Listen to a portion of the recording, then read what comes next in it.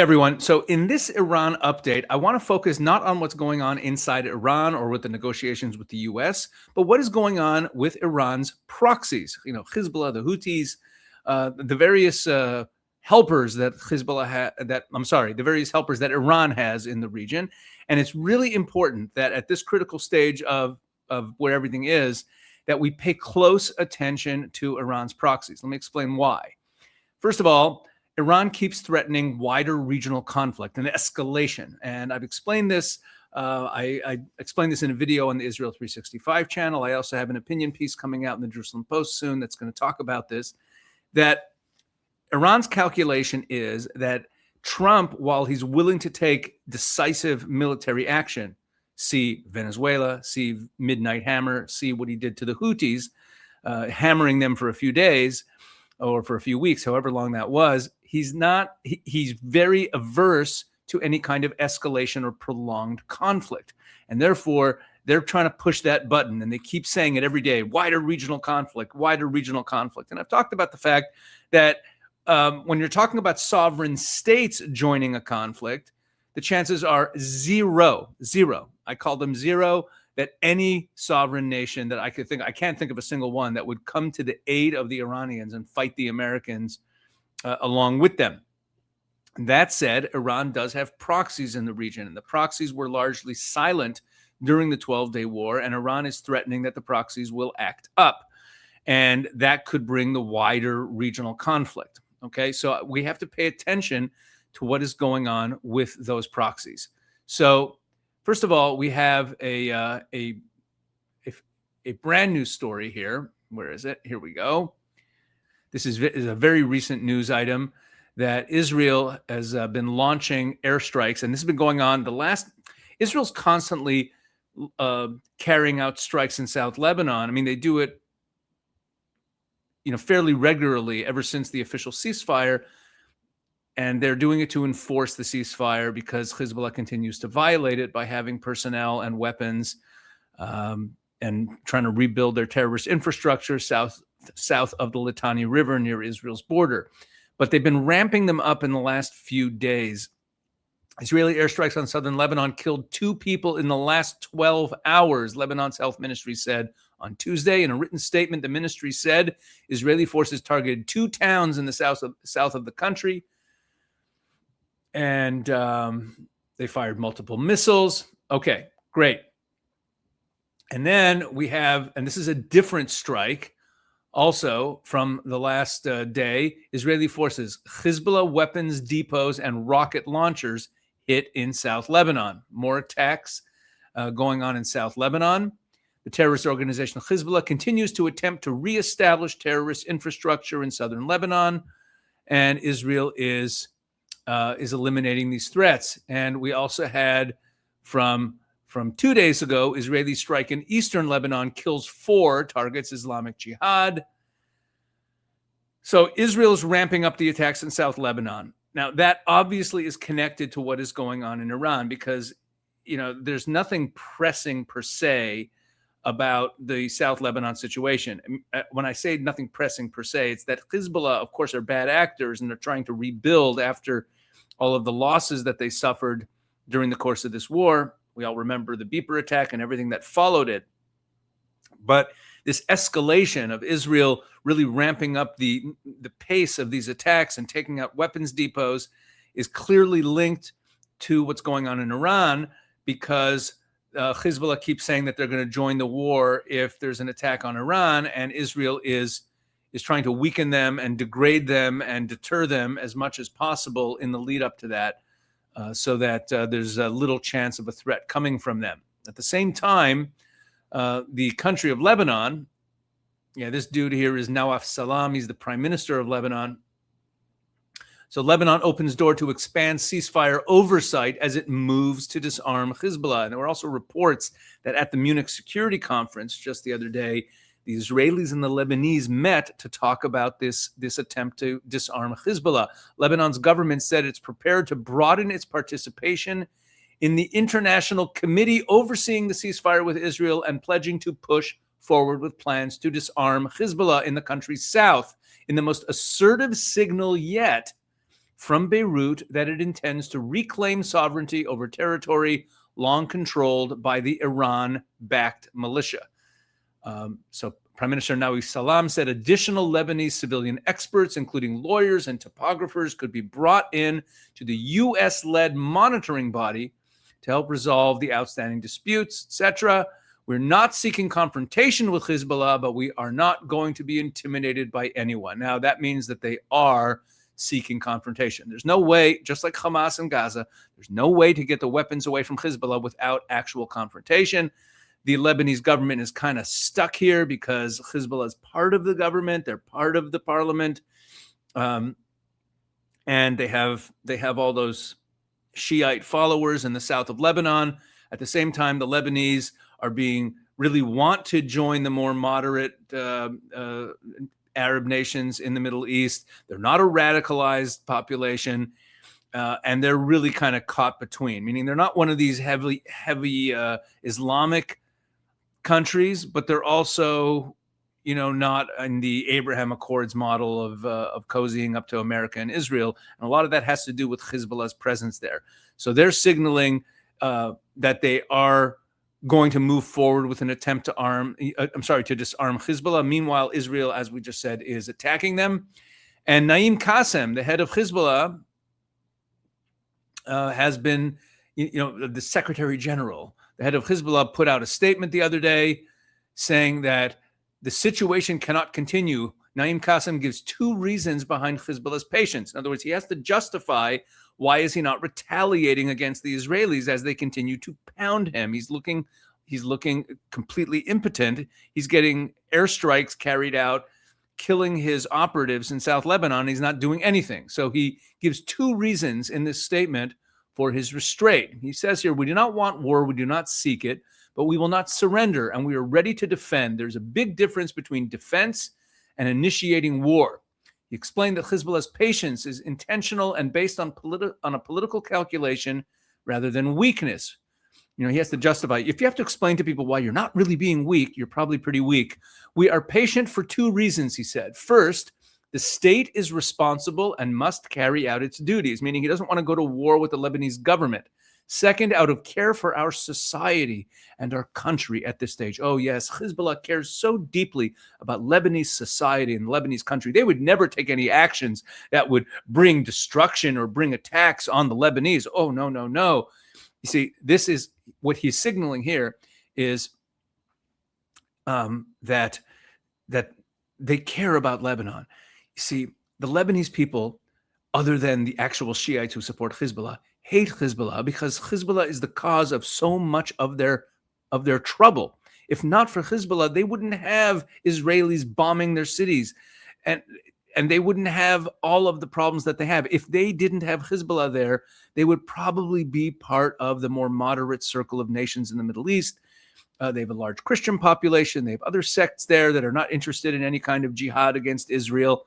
So he's saying here that we care about society because he has to give an excuse for why they haven't lifted a finger in response to Israel carrying out these strikes against them. So they look pretty deterred and weak right now, even though they keep saying that they're going to join the war. In a televised address commemorating the anniversary of the martyrdom of senior Hezbollah commanders, Naim Qassem said the resistance remains unwavering, affirming our school of thought is solid and persistent, and we will carry on the path paved by the martyrs. Right? He's talking tough. The confrontation with Israel is existential. Okay, so he is signaling that he's willing to fight. We do not want war. We do not seek it, but we will not surrender. We are ready to defend. And there's a vast difference between defense and initiating a war. So he's talking tough. But again, if history shows anything, I don't think we have to worry about Hezbollah joining any kind of escalation. They don't really have the capabilities. And I think we're going to see more of this in the coming days before any possible strikes against Iran by the Americans. I think we are going to see more and more acceleration and escalation of Israeli strikes on Hezbollah to degrade them as much as possible to make their participation in any war of Iran against the U.S. or against U.S. assets, against Israel, less likely. Now let's check in on the Houthis in Yemen. Yemen's Ansarullah, that's the Houthis, warns U.S. against any raid on Iran. Mohammad Bukhaiti told Iranian TV that attacking Iran would amount to full-scale war in the region. We are men of action, not words. Ansarullah's support comes as the Iraqi anti-terror resistance movement, Iraq's Kataib Hezbollah, has also expressed its backing for Iran in the event of a war. The movement said it was ready to enter any possible war in defense of Iran, calling on resistance fighters worldwide to mobilize for this purpose. In a strongly worded statement issued recently, the movement called on those willing to confront the front of disbelief. It really should be translated as unbelief, because that's not about disbelief in English implies like, you're not, wow, I can't believe that. This is referring to the infidels, to those of us who don't believe in Allah. The front of disbelief and hypocrisy to prepare for a comprehensive war in support of Iran. It described the Islamic Republic as a fortress and source of pride for the Muslim Ummah. Okay, so here we have the Houthis pledging that they will be a part of it, and they're warning the United States against this war. Look, I'll just remind you again, during the 12-day war, Hezbollah did nothing. Iraqi Hezbollah, what's called Kataib Hezbollah, launched a few drones, didn't do much, and the Houthis launched 3 missiles that caused very little damage.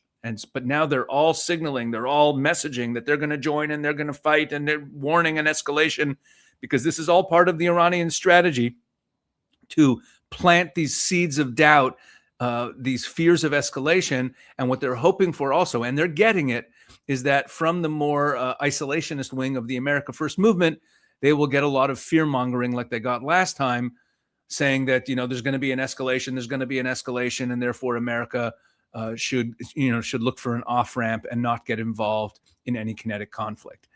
Meanwhile, just to throw in a word about China, who is not a proxy of Iran, just the opposite. Iran's more of a proxy of China, but China is Iran's main ally. They purchase about 80 to 90% of Iran's oil. And this is a very, very interesting story from just a couple of days ago. It went under the radar. I have to admit, I didn't notice it at first, that Trump and Netanyahu agreed that the U.S. should press Iran to cut oil sales to China. So it's basically looking at some renewed sanctions, perhaps, to curb Iran's oil exports to China. Let me explain the background of this. This is very important.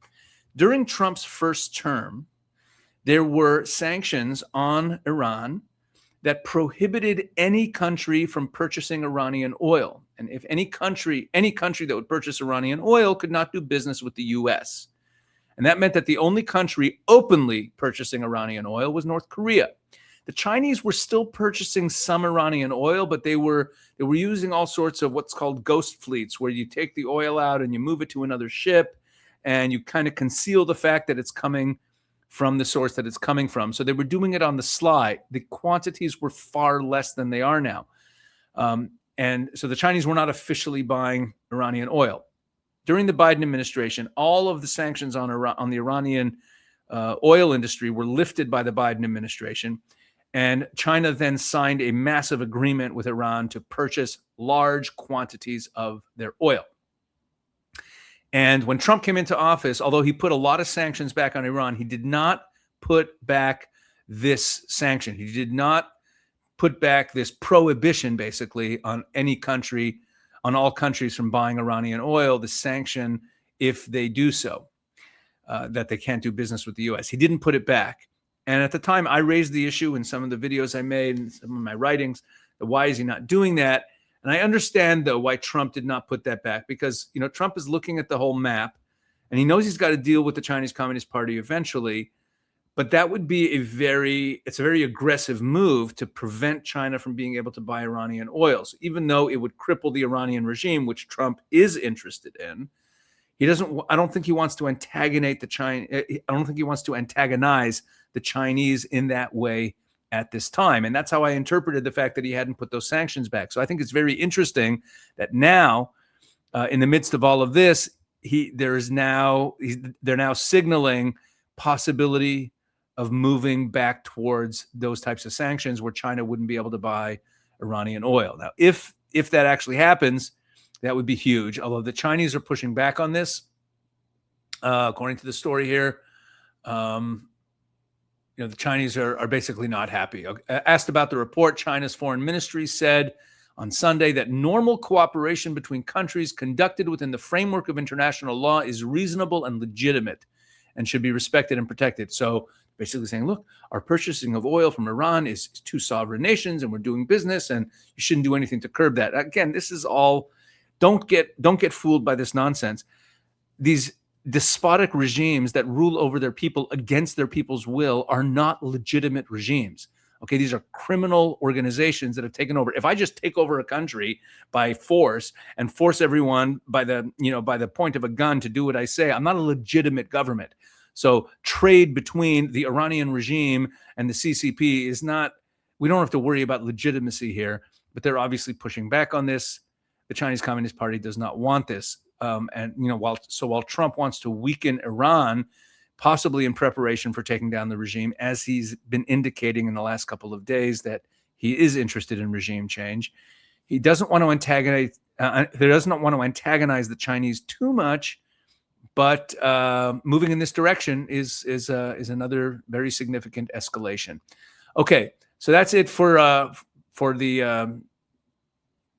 That'll be it for our Iran update for today. Again, focusing on what's going on with the proxies and the allies. Bottom line, my belief still is that no one is going to join the fight. I don't believe the proxies are even going to do very much in this fight, and that the main possibility of escalation might come from the Iranians themselves launching advanced missiles and a large quantity of missiles and getting a few of them through the air defenses that the U.S. is putting up all over the region and that Israel has and that other nations, the British are coming in now also with some air defenses, and that the Iranian strategy is like I've been saying, to cause a few U.S. casualties and cause the pressure on Trump to mount to get out of the region and end the conflict before the regime can fall. That's how I see it. All right. I hope this is helpful. Please drop a line, drop a comment. Let me know what you think of these videos. And please make sure to tell other people about this, share these videos, and check out all the great content we're putting up at Israel 365 News. I'm in Nashville, Tennessee. I'm attending the National Religious Broadcasters Convention, and I'm going to be putting up some content from that convention over the next few days as well. God bless.